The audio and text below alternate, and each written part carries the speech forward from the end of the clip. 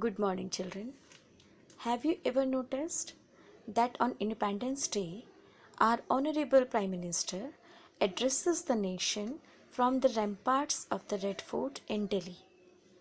Do you know, Red Fort was once the residence of the Mughal emperors?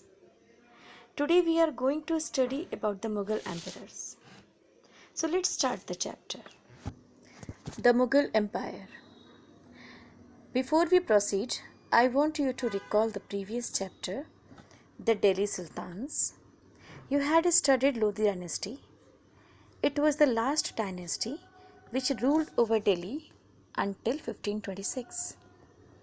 In 1526, Babur came to India and defeated the Sultan of Delhi, Ibrahim Lodi, in a battle at Panipat.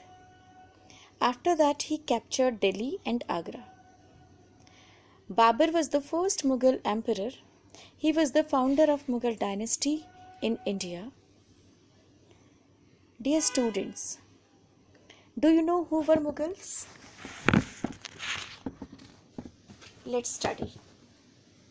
The Mughals were descendant of two lineages of rulers. From their mother's side, they were descendants of Genghis Khan, the Mongol ruler, who ruled over parts of China and Central Asia.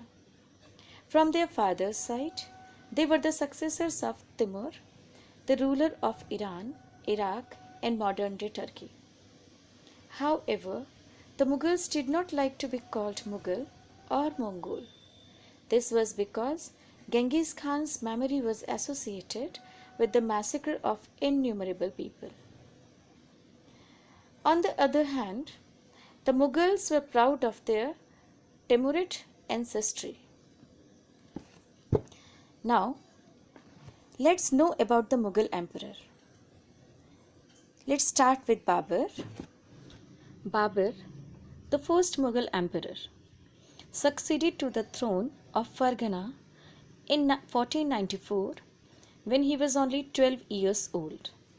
He was forced to leave his ancestral throne due to the invasion of another Mongol group, the Uzbeks.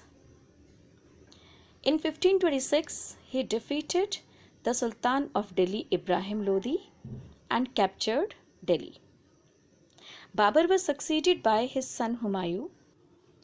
Humayun divided his inheritance according to the will of his father. His brothers were each given a province. He was defeated by Shah Suri and he had to flee to Iran. He also started the construction of Purana Killa, but he could not complete it. In 1556, he died due to an accident on the staircase. Humayun was succeeded by his very young son Akbar in the same year. Akbar expanded the kingdom from Kabul to Bengal.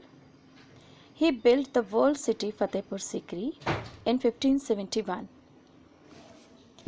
Jahangir succeeded the throne after Akbar in 1605. He was the first emperor to have open relations with the East India Company in India. His empress Begum Noor Jahan was the real power behind the throne. Shah Jahan was Jahangir's third son, who was born in Lahore in 1592. He was a great patron of art and architecture. Buildings, monuments like Jama Masjid, Taj Mahal, and Shalimar Bagh in Srinagar were built by him. The majestic peacock throne is also from his time. Aurangzeb was the last Mughal emperor who sat on the throne in 1658. He was an autocratic ruler who was deeply religious, believing in the Islamic law of Shariat. The Mughal Empire reached its zenith during his rule. The territorial extent was short-lived, as the revolt of subsidiary rulers challenged its integrity. By the 17th century, the Mughal Empire lost its glory.